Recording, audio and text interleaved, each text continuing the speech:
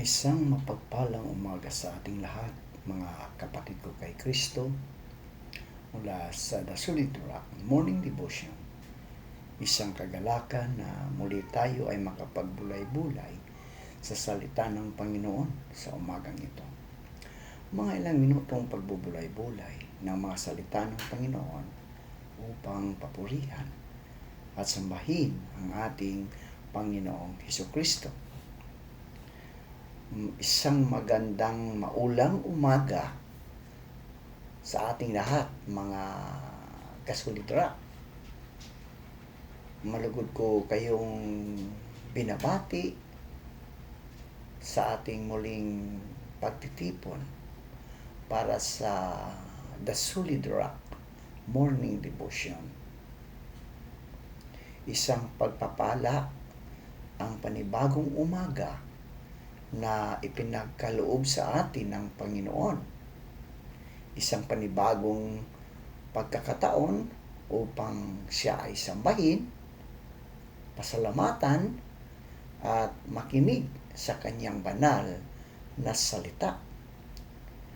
Sa gitna ng mga hamon, responsibilidad, at iba't ibang pagsubok na ating kinaharap, naway magsilbing matibay na pundasyon ang ating pagninilay sa salita ng Diyos, tulad ng isang bahay na itinayo sa ibabaw ng matibay na bato.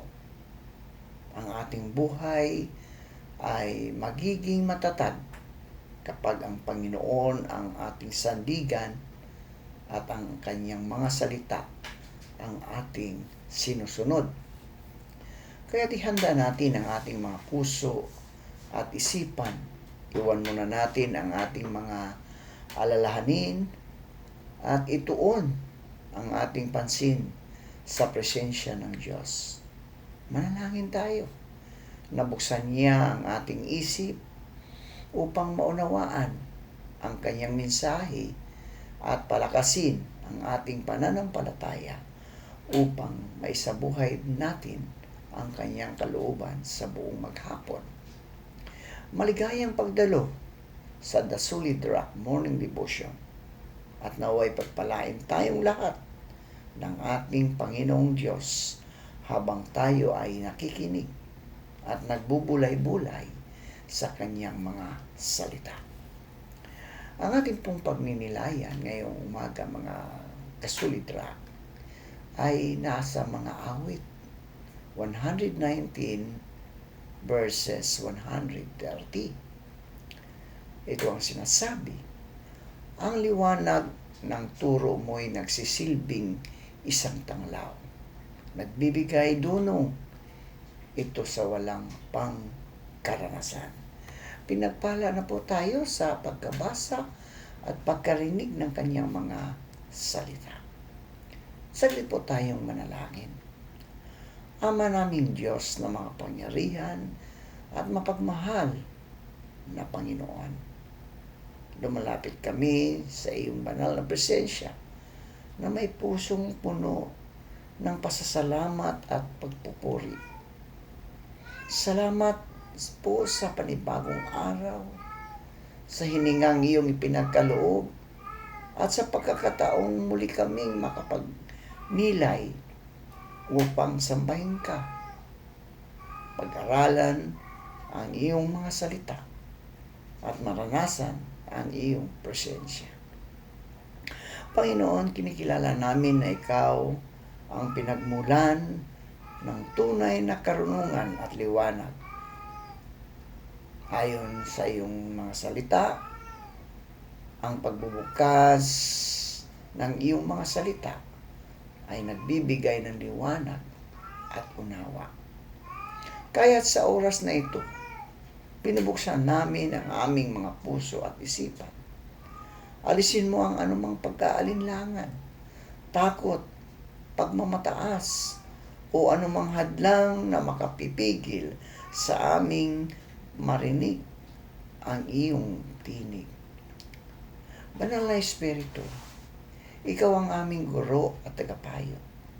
Gabayan mo kami sa aming pagninilay ng iyong mga salita. Bigyan mo kami ng bukas na isipan upang maunawaan namin ang iyong kalooban at ang ng pusong handang sumunod sa iyong mga utos. Naway ang mensaheng ito, maaming marinig, ay hindi lamang manatili sa aming isipan, kundi magbunga ng pagbabago ng aming buhay. Amin din nilalapit sa iyo, Panginoon, ang aming mga kapatid na nasa mga laylayan ng lipunan. Sila po ay pagpalain mo at bigyan mo sila ng pangangailangan sa araw-araw. Gayon din po, Panginoon, sa aming mga kapatid na sa malapit sa mga ilog, mga kabundukan, sa mga karagatan. Dahil merong habagat, may ulan, Panginoon, na maging sani ng pagbaha, paglandslide. Sila po'y ingatan mo, O Diyos. Ilayo mo po sila sa anumang kapahamakan, sa mga aksidente sa kanilang buhay. Bago sila po'y iyong hanguin doon sa lugar kung saan naroon ang mga kalamidad, Panginoon. Proteksyonan mo sila, Panginoon. Dalangin din namin ang iyong pagpapala sa iyong mga lingkod na magbabahagi ng iyong mga salita. Puspusin mo sila ng karunungan, ng kapangyarihan, at ng katapangan upang maipahayag nila ang iyong katotohanan ng malinaw, ng may pag-ibig, at ng may pagpapahid ng banal na Espiritu. Pagpalain mo rin ang bawat pamilyang kinakatawan namin, ang aming simbahan, ang aming pamayanan, at ang aming bansa. Naway ang liwanag ng iyong salita ang maghari sa aming mga puso upang kami ay maging mga tapat na tagasunod ni Kristo at maging ilaw sa mundong nangangailangan ng pag-asa. Ito ang aming taimtim na panalangin na aming idinudulog sa iyo sa makapangyarihang pangalan ng aming Panginoon at tagapagligtas na si Jesucristo. Amen. Yun. Isang maulang umaga po, umuli, mga kasolidra. No? Mag-ingat lang po tayo sa ating pagbabiyahe. Sa pagdad na nyo, lalong-lalo na yung mga nagmumotor. Dahil may mga lugar na hindi natin alam na mayroong butas dahil may mga tubig, may baha. Kaya ingat-ingat lang po, mga kapatid, mga kasolidra. Now, ang ating pagninilayan ngayong umaga ay may pamagat na liwanag na nagbabago sa puso at isipan. Ayan. No? Liwanag na nagbabago ng puso at isipan. Mga kasolidra, mga kapatid ko kay Kristo, ang salita ng Diyos ay hindi lamang koleksyon ng mga sinaunang kasulatan.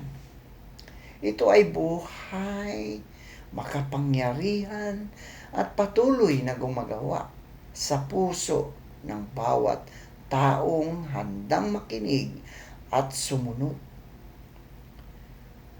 Sa mga awit 119, talatang 130, ipinapaalala sa atin na kapag binuksan natin ang ating puso sa salita ng Diyos, ito ay nagdudulot ng liwanag sa ating buhay. Tulad ng isang ilaw, mga kasolidra, mga kapatid, na tumatanglaw sa madilim na daan, ang salita ng Panginoon ang nagbibigay ng tamang direksyon sa ating paglalakbay sa buhay. Maraming tao ang nabubuhay sa gitna ng kalituhan, sa gitna ng takot, sa gitna ng kawalan ng pag-asa. May mga pagkakataong hindi natin alam kung ano ang tamang desisyon, kung paano haharapin ang mga pagsubok o kung saan tayo tutungo.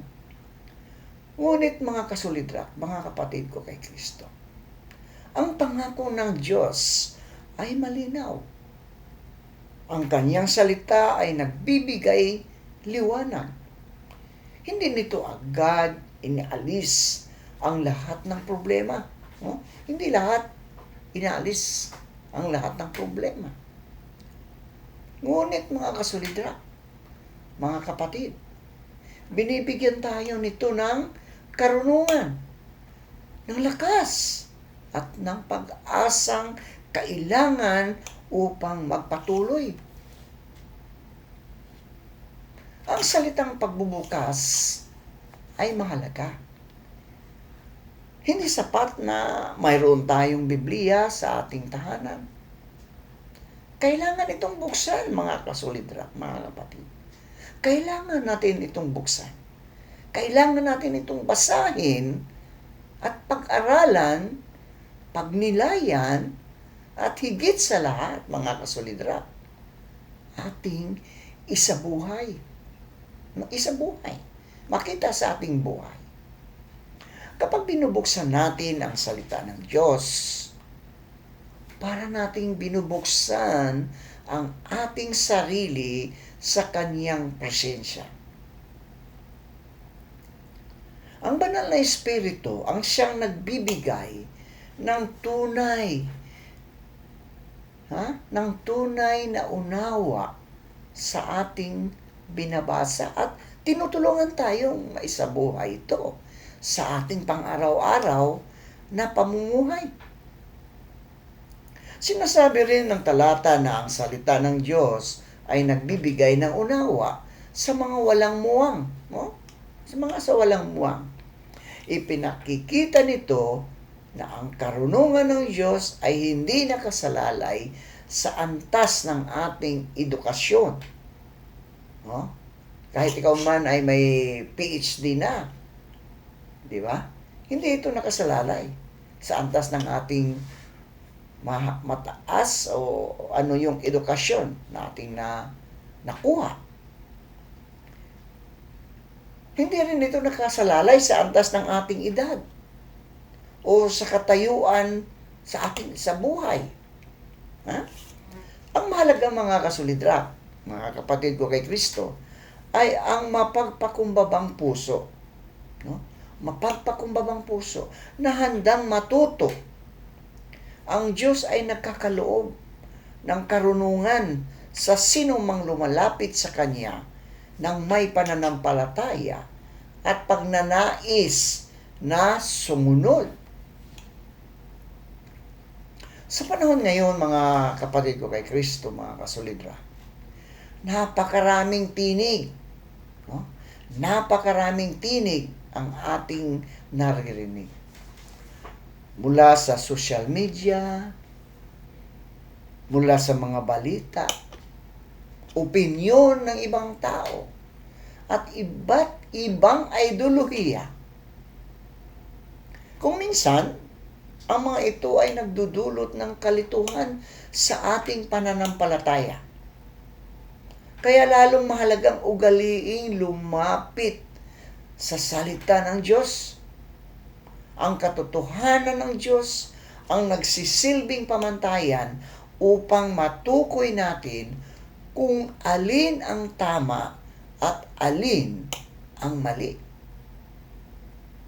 Ang liwanag ng Kanyang salita, mga kasolidrak, ang nag-iingat sa atin laban sa panliling lang at maling landas. So, ang salita ng Diyos ay hindi lamang nagbibigay ng kaalaman. Hindi lamang nagbibigay ng kaalaman. Binabago rin nito ang ating pagkatao.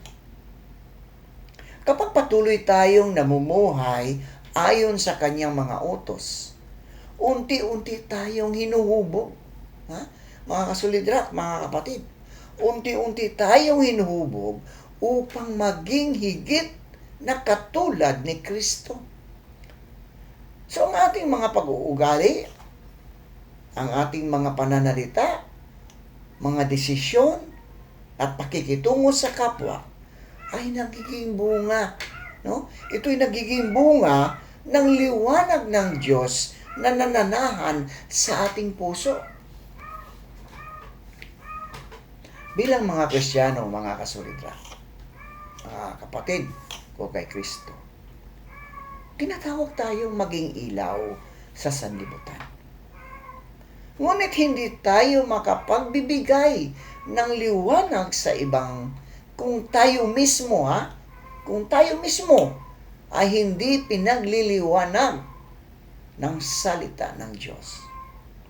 Ang isang buhay ay nakaugat sa kasulatan ay nagiging mabuting patutuo sa pamilya, sa simbahan, sa paaralan, kung sa lugar ng trabaho, at buong pamayanan. So ang ating mga gawa, mga kasolidra, ay nagiging salamin. No? Nagiging salamin ang ating mga gawa ng katotohanang ating pinaniniwalaan. So ang liwanag ng Diyos ay nagbibigay rin ng pag-asa sa mga dumaraan sa mabibigat na pagsubok. Kapag tila madilim ang ating kinabukasan, ang kanyang mga pangako ang nagpapaalala na hindi niya tayo iiwan o pababayaan man.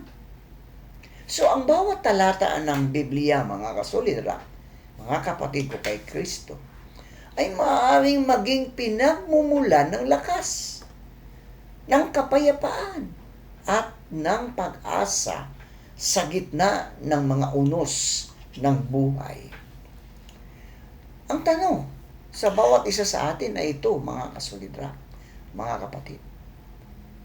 Binubuksan ba natin ang ating puso sa salita ng Diyos araw-araw? Binubuksan ba natin ang ating puso sa salita ng Diyos araw-araw? Hindi sapat ang makarinig lamang ng mensahe tuwing linggo.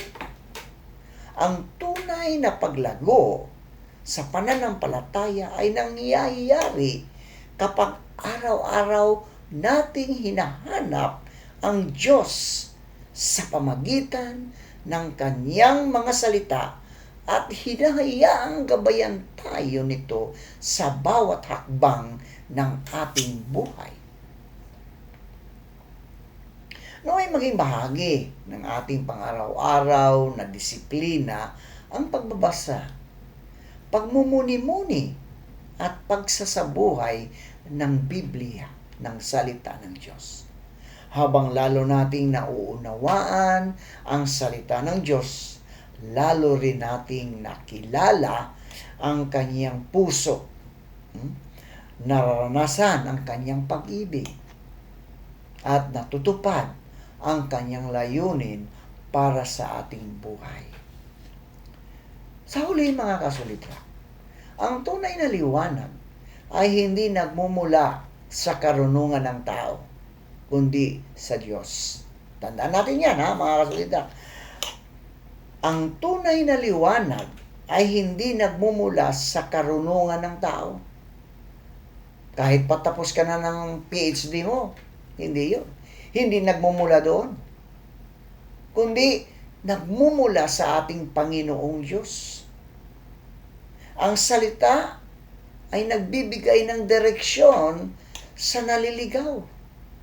Nagbibigay ng direksyon sa pag-asa sa pinanghihinaan ng loob.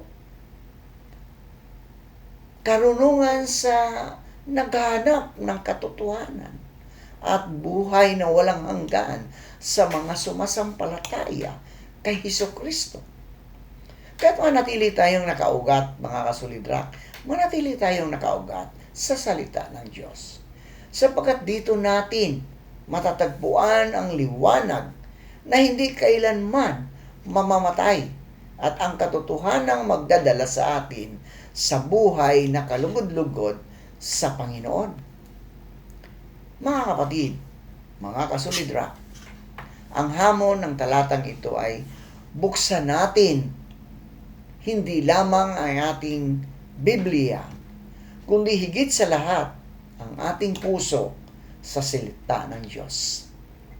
Sa mundong puno ng kalituhan, maling impormasyon, tukso, at iba't ibang impluensya, ang salita ng Diyos ang tanging liwanag na nagbibigay sa atin ng tamang direksyon. Tanungin natin ang ating sarili, mga kasolidrak, mga kapatid ko kay Kristo. Naglaan ba tayo ng oras araw-araw upang basahin at pagnilayan ang salita ng Diyos? Hinayaan ba nating baguhin ang kanyang salita ang ating pag-iisip, pananalita at pamumuhay? Isinasabuhay ba natin ang ating natutunan o nanatili lamang itong kaalaman sa ating isipan?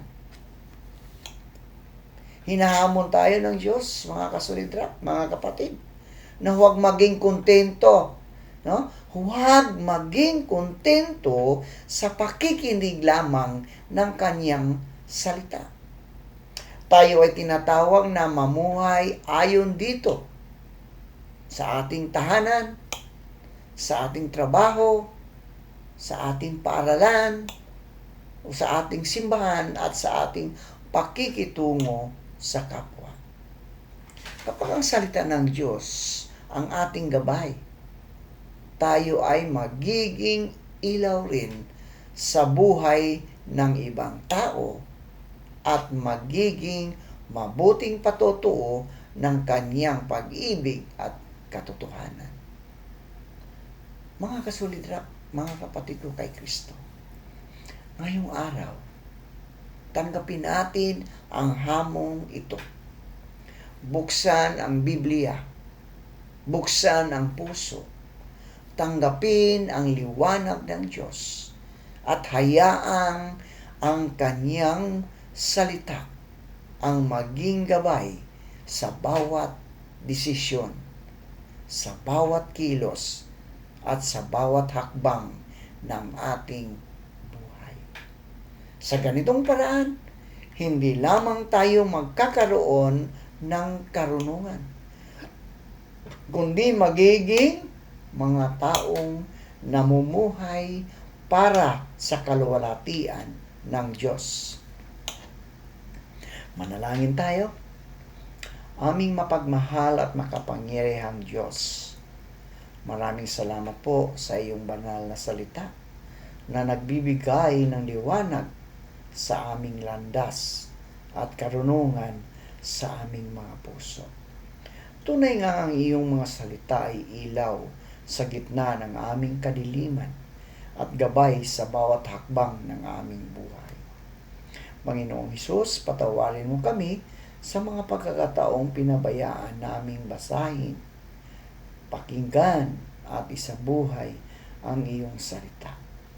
Maraming beses na kami ay nagtitiwala sa aming sariling karunungan kaysa sa iyong katotohanan.